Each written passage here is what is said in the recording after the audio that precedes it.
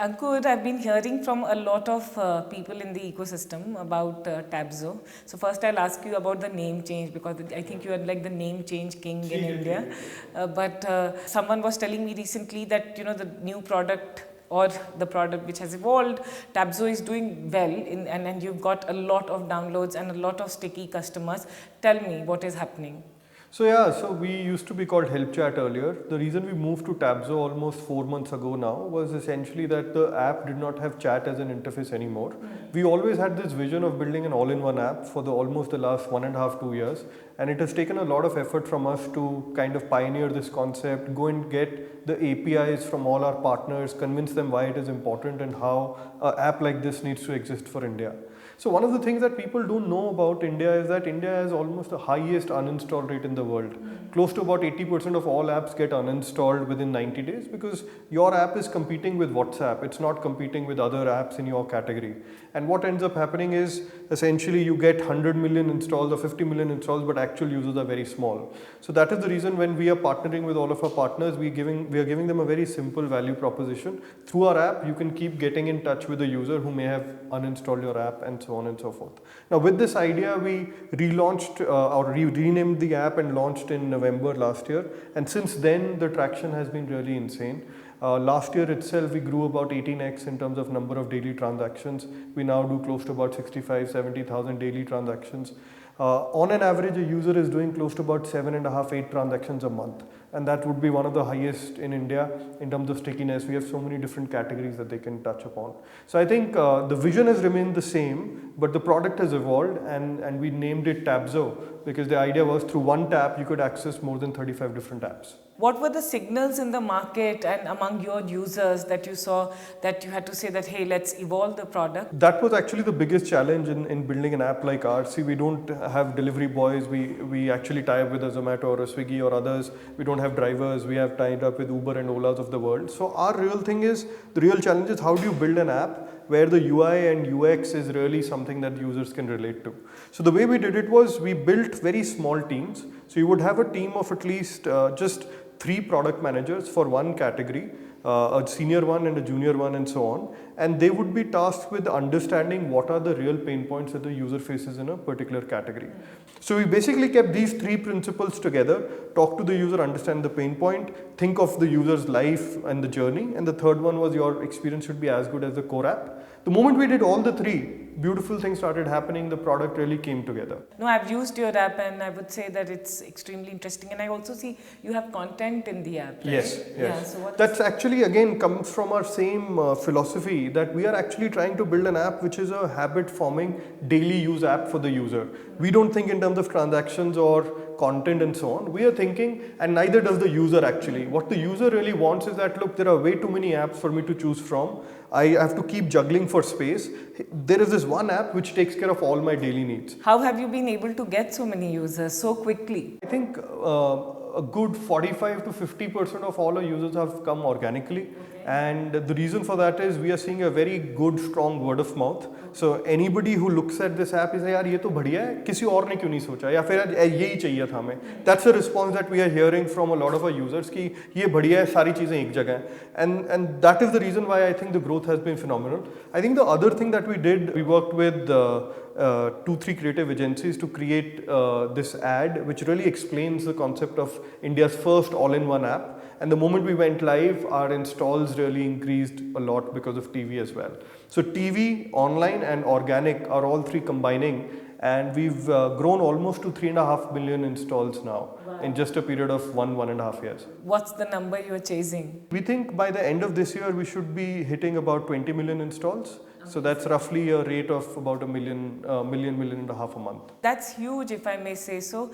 One thing which we talk about in India is like, great products don't come from here, and that's like the general narrative which somehow I refuse to believe in, and people like you are disapproving. How do you build that DNA where you're building great products? And tell us about the team that you've been able to put together. Honestly, there isn't any other product which is exactly similar to what we are building. There are some similarities obviously for any product, it's not totally out of the world, but nobody has been able to build a product like this, especially one which mixes content and transactions in a very natural way. Yes. So one of the things that has helped us a lot is that the team which is building it is very first principles driven. We do look at other apps, we do try and understand how the world is looking at it. We used to look at a lot of American apps. Now we also have an intern, a Chinese intern who looks at a lot of Chinese apps and also tries and understand and looks at trends of how UI UX has evolved in China especially. So the first thing is to study a lot, but then try and assimilate it and try and discard everything and then think from first principles where the market is going, what is it that the user wants, and then go ahead and experiment with it. So we've been able to do this because our team is very, very strong in this thinking, and they've literally built a product, almost a playbook to be able to look at each category, pick it up, understand the user pain point, look at what kind of features we should build, and then experiment and then launch. So I think once you do it, it becomes easier. First 2-3 times was very difficult. Tell me more about your team, because you would have put a great team in place, and you know, because the speed at which you have done this and get all these 35 categories together requires a lot of effort. Yeah, right. How has that happened? See, I am very lucky that my co-founders Vishal and Avinash are. So Vishal leads our technology. He's been with us since 2012. And Avinash has been with us since 2011. He heads product. And both of these people are kind of people who don't give up easily and have been with us since the early days, where they've themselves gone through a lot of tough experiences and they now understand how the user might think or what is it that you need to know. So मान लो 2012 में जो landing page के optimisation के experiment किए थे, like I'm just giving you a random example, right? How dots connect. कि वहाँ से भी आप कुछ सीखते हो that you apply in 2016 when you're trying to build a checkout on a mobile app where you want to transact quickly. So that, I think that helps. They have the experience. The second thing is essentially that they have themselves built very strong leaders and people under them and developed them over time. So for Tapzo, how much have you relied on data and how much have you relied on intuition? I am somebody who's slightly more intuitive. Avinash, who heads product, is very data driven, and Vishal is a great mix of the two of us. So I think we end up triangulating. I think in the beginning, what the product should actually do or which categories to add is slightly intuitive. But I think very soon after that, Avinash's approach of being very data driven takes over.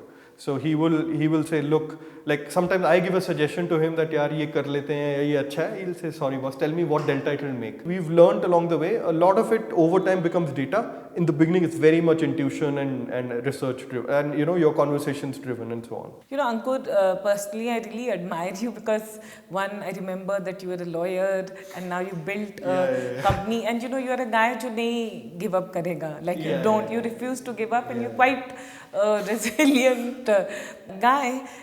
If you had to say at this stage of your entrepreneurial journey, what are some of the right things that you've done right, and tell me some of the things like you have to look back and say, hey, I could have done better. See, the things which if I look back, I could have done better, there are way too many, because you're doing it for the first time, and you're not an engineer also, so there are few things you don't even understand easily. You don't understand tech. So I think uski list बहुत लंबी है, कोई फायदा नहीं है, गलतियाँ बहुत की हैं. I think the things which are working well or which we are now feeling confident about is, one is product. I think and it is not rocket science, but it requires some discipline and some thought process. So the whole team as a whole, including me, have now trained ourselves to have very solid product thinking. In fact, it has come to a point where we have very strong belief that if you build a good product, people will adopt it and come. And I think that gives us the hope that we can actually build a truly good B2C company out of India without having to rely too much on discounts and cashbacks in the long run. We still do use some of that, but the key focus inside the company is that, look, keep building a better product. You won't need this as a support crutch for yourself. So product is one. I think the second thing that we've worked very hard on and we got right this time was a little bit on the marketing side. We did our first branding and TV campaign.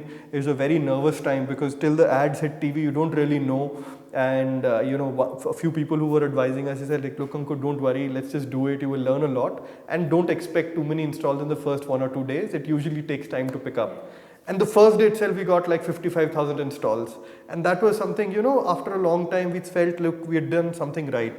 So I think marketing is the other one which we are getting right. One question which is, and we hear a lot about it in the news, is regarding the whole monetization Yeah. and the revenue and the scalability in revenue. And thing is that people, B2C companies are spending a lot of money, but they're not able to show that kind of growth in terms of numbers.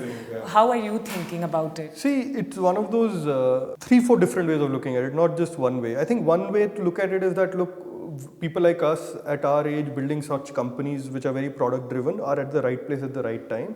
So I tell my team that you have to be literally schizophrenic, where one side of you is always thinking growth and product, the other side is now thinking profitability and how do we make money.